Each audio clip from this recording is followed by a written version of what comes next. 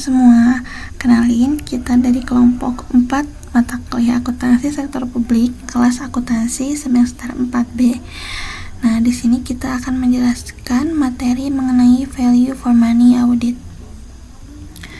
Namun sebelum itu, di sini kita akan memperkenalkan diri terlebih dahulu ya.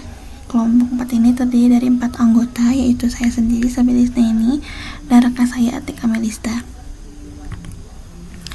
Ada pula sub pembahasan yang akan kita bahas pada materi kali ini, yaitu ada 8.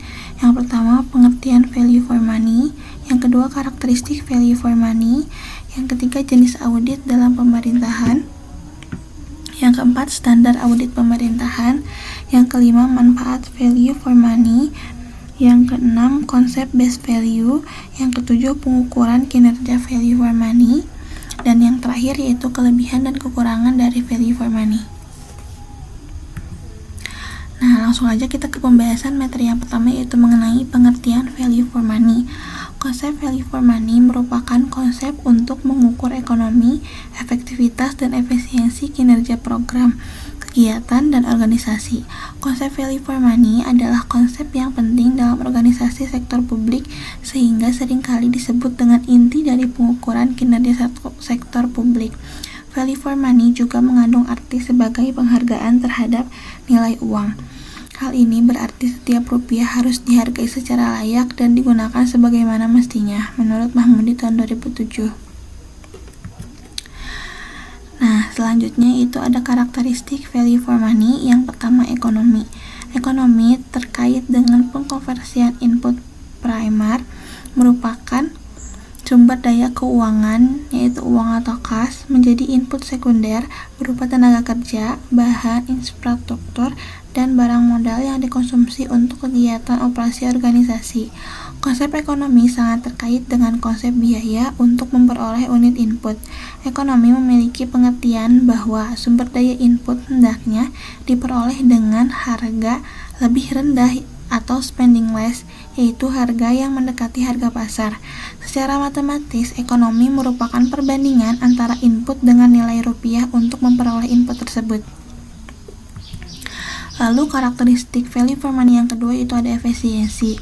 Efisiensi terkait dengan hubungan antara output berupa barang atau pelayanan yang dihasilkan dengan sumber daya yang digunakan untuk menghasilkan output tersebut.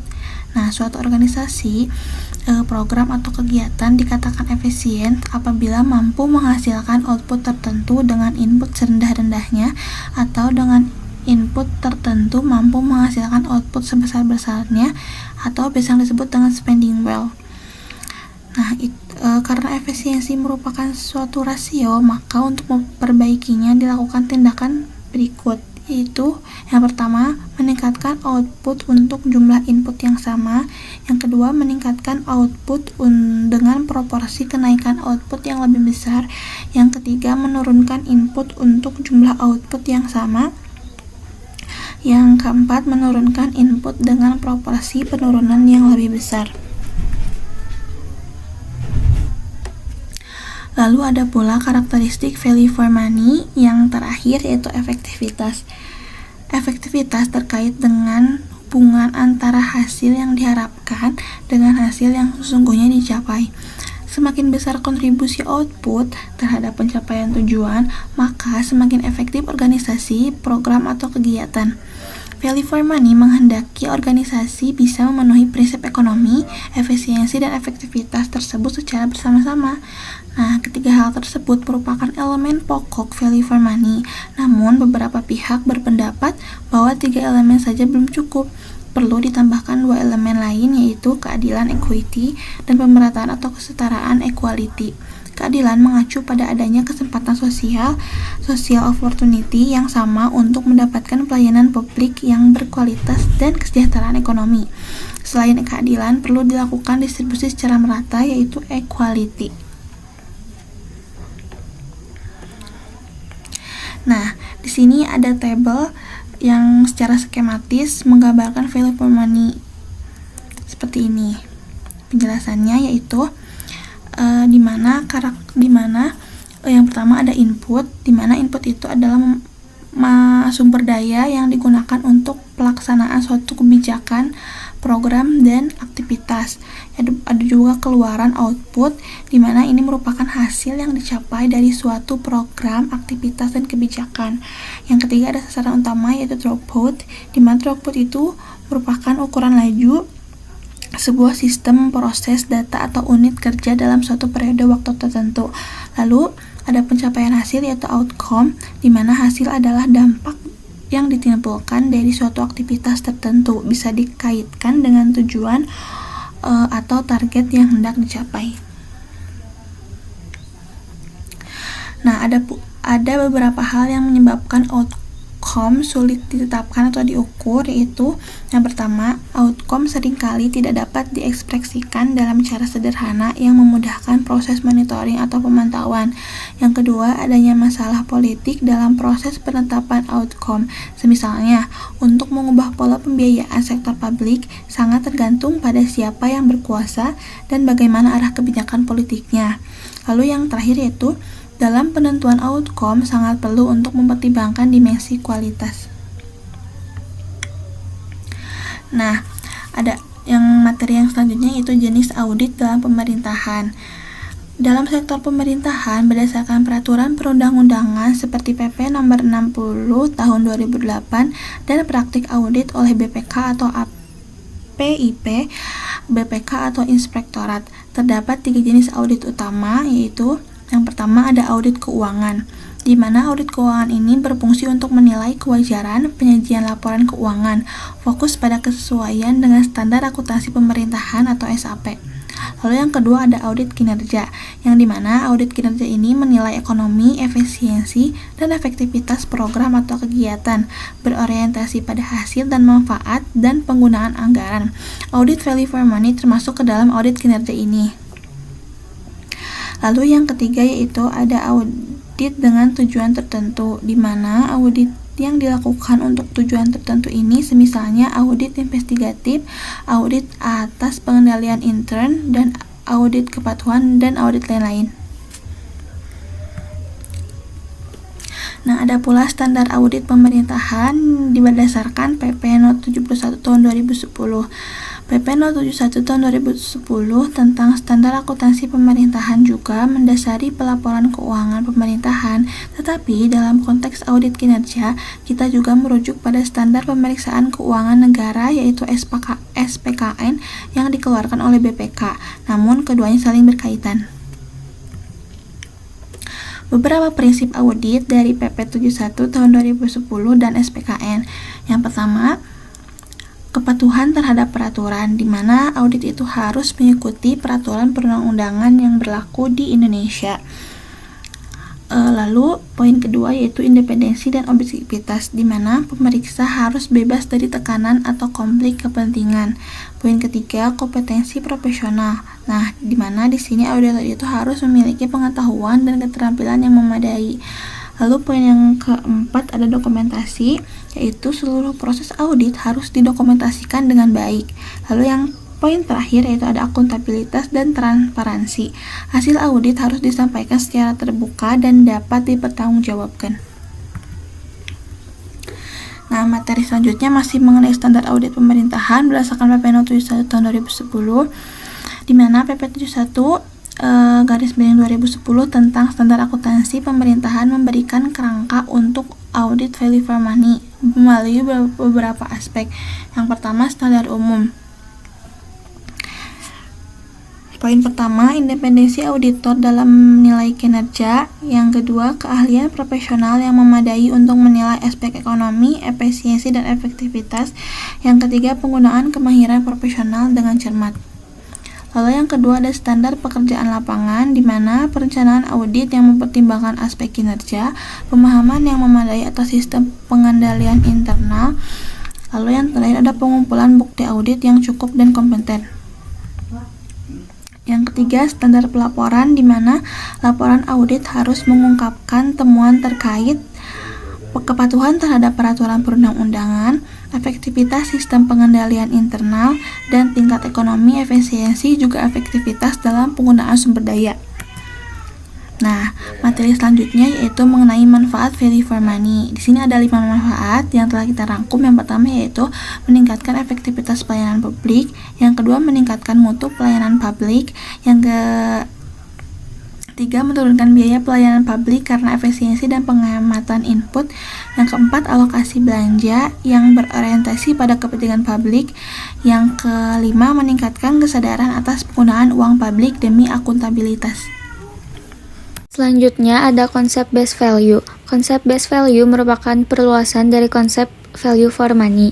Konsep base value adalah suatu konsep yang mewajibkan unit kerja pemberi pelayanan publik untuk memberikan pelayanan terbaik atau base value. Setiap unit kerja yang dikategorikan sebagai unit kerja base value harus memberikan perbaikan pelayanan secara terus-menerus dengan cara mengkombinasikan prinsip ekonomi, efisien, dan efektivitas dalam pelayanan. Unit kerja base value harus responsif terhadap kebutuhan masyarakat. Dengan demikian, pelayanan bukan merupakan fungsi pendapatan yang berarti pelayanan hanya akan ditingkatkan apabila pendapatan pemerintah naik. Pelayanan tersebut merupakan fungsi kebutuhan, yaitu pelayanan dilakukan karena adanya kebutuhan masyarakat terhadap pelayanan tersebut. Logika berpikirnya tidak dimulai dari memikirkan meningkatkan pendapatan kemudian meningkatkan pelayanan. Akan tetapi, bagaimana meningkatkan pelayanan kemudian dipikirkan bagaimana membiayai pelayanan tersebut. Beberapa negara telah mengadopsi konsep base value, misalnya Inggris mengatur ketentuan ini dalam Local Government Act tahun 1999. Pengukuran kinerja value for money. Value for money merupakan kunci pengukuran kinerja di sektor publik, maka sistem pengukuran kinerja sektor publik juga harus difokuskan untuk mengukur ekonomi, efisiensi, dan efektivitas. Pada gambar melukiskan rantai value for money yang terdiri atas 3 elemen utama, yaitu input, output, dan outcome. Berdasarkan ketiga elemen tersebut, organisasi dapat mengukur tingkat ekonomi, efisiensi, dan efektivitas. Namun, pengukuran ekonomi, efisiensi, dan efektivitas tidak dapat langsung dilakukan karena untuk mengukur tingkat ekonomi, efisiensi, dan efektivitas tersebut diperlukan pengembangan indikator kinerja atau IK dalam desain sistem pengukuran kinerja organisasi. Pengukuran kinerja value for money yang pertama yaitu pengembangan indikator kerja. Dalam organisasi sektor publik seperti pemerintah, tidak ada indikator kinerja tunggal yang dapat dipakai untuk seluruh unit kerja. Indikator kinerja yang dikembangkan hendaknya seimbang, yaitu seimbang antara indikator keuangan dengan indikator non-keuangan, antara indikator hasil dengan indikator proses, dan antara indikator kuantitatif dengan indikator kualitatif. Yang kedua, ada karakteristik indikator kerja. Indikator kinerja yang dikembangkan hendaknya memiliki karakteristik berikut. Yang pertama, sederhana dan mudah dipahami. Yang kedua, dapat diukur. Ketiga, dapat dikuantifikasikan, misalnya dalam bentuk rasio, persentase, dan angka. Yang keempat, dikaitkan dengan standar atau target kinerja. Yang kelima, berfokus pada customer service, kualitas, dan efisiensi. Lalu yang terakhir, dikaji secara teratur. Lalu yang ketiga ada manfaat indikator kerja. Pemanfaatan indikator kinerja sangat penting untuk mengetahui apakah suatu organisasi, aktivitas, atau program telah memenuhi prinsip ekonomi, efisiensi, dan efektif. Indikator untuk tiap-tiap unit organisasi berbeda-beda tergantung pada tipe pelayanan yang dihasilkan. Penentuan indikator kinerja juga perlu mempertimbangkan komponen berikut, yaitu biaya pelayanan, tingkat pemanfaatan, kualitas dan standar, cakupan pelayanan, dan kepuasan pelanggan. Selanjutnya ada kekurangan dan kelebihan value for money. Kelebihannya, audit value for money menawarkan pendekatan komprehensif dalam evaluasi penggunaan sumber daya melalui prinsip 3E, ekonomi, efisiensi, dan efektivitas, sehingga mampu memberikan gambaran holistik tentang kinerja organisasi. Audit ini sangat efektif dalam mengidentifikasi pemborosan dan inefisiensi, mendorong pengambilan keputusan berbasis bukti, serta meningkatkan akuntabilitas dan transparansi dalam pengelolaan sumber daya publik. Implementasi audit value for money secara berkala dapat menciptakan budaya perbaikan berkelanjutan dan membantu organisasi mengoptimalkan alokasi sumber daya terbatas, serta memberikan wawasan strategis bagi manajemen untuk perbaikan jangka panjang. Selanjutnya ada kekurangannya, yaitu Pelaksanaannya seringkali kompleks dan memakan waktu, membutuhkan sumber daya manusia dengan keahlian khusus yang mungkin tidak selalu tersedia. Tantangan dalam mengukur efektivitas secara objektif muncul karena beberapa hasil bersifat kualitatif atau jangka panjang, sehingga sulit dikuantifikasi. Audit value for money juga menghadapi risiko subjektivitas dalam penilaian, terutama ketika definisi nilai bervariasi antar pemangku kepentingan. Selain itu, organisasi sering mengalami kesulitan menentukan kriteria dan benchmark yang tepat untuk perbandingan, sementara rekomendasi yang dihasilkan terkadang terhambat oleh keterbatasan anggaran atau kendala struktural. Adapun kesimpulan untuk materi yang disampaikan oleh kami yaitu Value for Money Audit merupakan konsep pengukuran kinerja sektor publik yang berfokus pada 3 elemen utama, yaitu ekonomi atau perolehan sumber daya dengan biaya terendah, efisiensi yaitu optimalisasi hubungan antara input dan output, dan efektivitas yaitu hubungan antara output dan pencapaian tujuan. Konsep ini dianggap sebagai inti pengukuran kinerja di sektor publik yang memastikan setiap rupiah digunakan secara layak dan optimal. Value for money memberikan manfaat signifikan berupa peningkatan efektivitas dan mutu pelayanan publik, penghematan biaya, alokasi belanja yang berorientasi kepentingan publik, dan peningkatan akuntabilitas. Pengembangan indikator kinerja yang seimbang diperlukan untuk mengukur value for money dengan karakteristik sederhana, terukur, dan fokus pada layanan pelanggan. Adapun sumber atau referensi dari materi kami kali ini yaitu bersumber dari karya Halim Abdul dan Muhammad Syamkusufi dengan bukunya yang berjudul Akuntansi Sektor Publik. Selanjutnya ada dari Mahmudi dengan bukunya yang berjudul Manajemen Kinerja Sektor Publik, dan ada dari Mardiasmo dengan bukunya yang berjudul Akuntansi Sektor Publik. Cukup sekian pemaparan materi dari kami. Terima kasih atas perhatiannya. Thank you for watching.